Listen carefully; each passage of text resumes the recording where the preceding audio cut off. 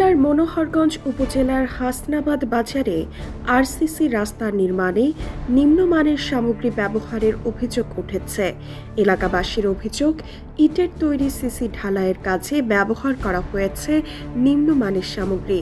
CC ঢালাই rubbish জাতীয় খোয়া ঢালাইয়ে নিম্নমানের সিমেন্ট ব্যবহার করলেও পরিমাণে কম দেওয়া হচ্ছে। সামান্য ধাক্কা লাগলেই ভেঙে যাচ্ছে ঢালাই। এছাড়া আরসিসি রাস্তা ঢালাইয়ে ব্যবহার করা হচ্ছে নিম্নমানের ওয়েস্টেজ পাথর এবং 65 থেকে 79% ক্লিংকারের সিমেন্ট।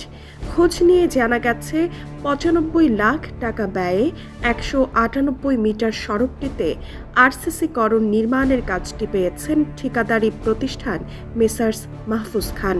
প্রতিষ্ঠানটির দায়িত্বে থাকা একজন বলেন, কাজ তো ঠিকমতোই করা হচ্ছে, তবে নিম্নমানের ওয়েস্টেজ পাথর, ইটের খোয়া, নিম্নমানের সিমেন্ট দিয়ে ঢালাইয়ের বিষয়ে জানতে চাইলে তিনি বিষয়টি এড়িয়ে যান। কাজের তদারকির দায়িত্বে থাকা চাঁদপুর সড়ক ও জনপথের উপবিভাগীয় প্রকৌশলী শাকিনুল ইসলাম বলেন, নিম্নমানের সামগ্রী দিয়ে কাজ করার কোনো সুযোগ নেই। প্রয়োজনে ভেঙে নতুন করে আবার কাজ করে দেবে ঠিকাদার।